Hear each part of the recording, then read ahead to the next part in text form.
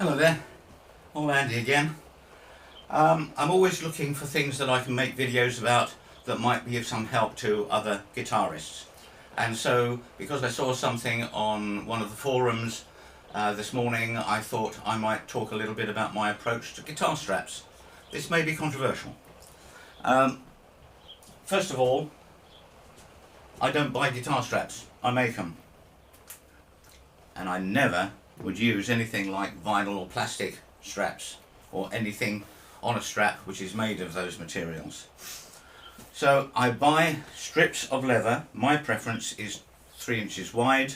That's because if you look at my shoulders you can see that this one is a bit odd compared to the other one. Big accident some years ago, lumps of bone taken out. And so this is my approach to using the guitar strap that I've made. I have long ago established my centres. I like 43 inches. That's a matter of personal choice, but I don't need any adjustment because I know that. Incidentally, it's 43 inches when I was 15 stone, and it's 43 inches now I'm only 12 stone.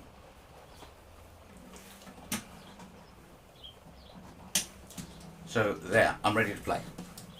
Okay. You see that I prefer my guitar a little bit higher, so no problems with belt buckles or anything like that.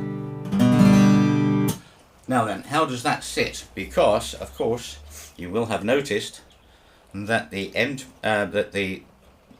pin, if you like, is on the heel cap. Everybody says no, you shouldn't do that. You should put it there. But with that fitted like that, the guitar hangs perfectly well. It's resting against my tummy as it should. There's no obstruction, even if I might go up to the dusty end. Right, it doesn't get in the way at all. And how do I connect it there? I use Schaller Straplocks. They look like this. That's the female side. This has a ratchet, a spring-loaded arrangement, which has a little locking post inside, and that snaps on to the male side, which is in the end pin.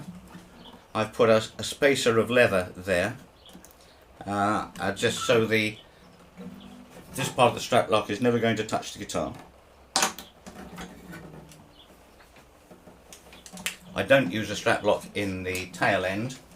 I just make the holes for both sides with a 1/2 inch punch that cost me pennies. Very easy to get. And I can play around with different designs and different colours of straps. I am one of those people that thinks that leather ought to be brown. But this is how I store them, by the way, with a rubber band round them, wrapped up in the top of the TKL case, above the headstock, never touching the guitar, never resting on the guitar. It's got a slightly different design that I played with for this one. This has got an ordinary end pin. And there we are, ready to roll. Again, it's hanging perfectly well.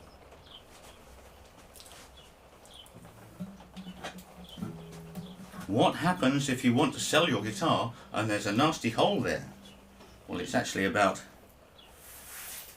an 1/8 diameter 2mm hole. Well, one option would be just to fill it with a small fret marker, which are very easily available. I've just checked, you can buy them on eBay. Pennies.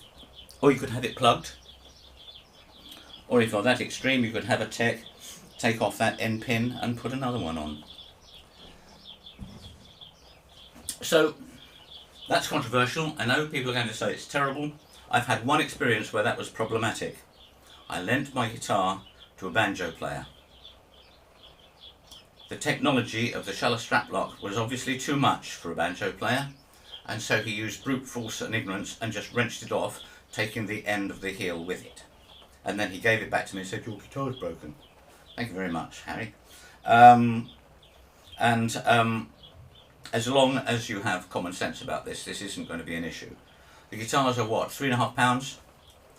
There's not an awful lot of stress going into that heel. I've been doing this since about 1973. Had one issue, and that was from somebody else. So there you are. Just a suggestion, not a right way or a wrong way. I hope that's helpful.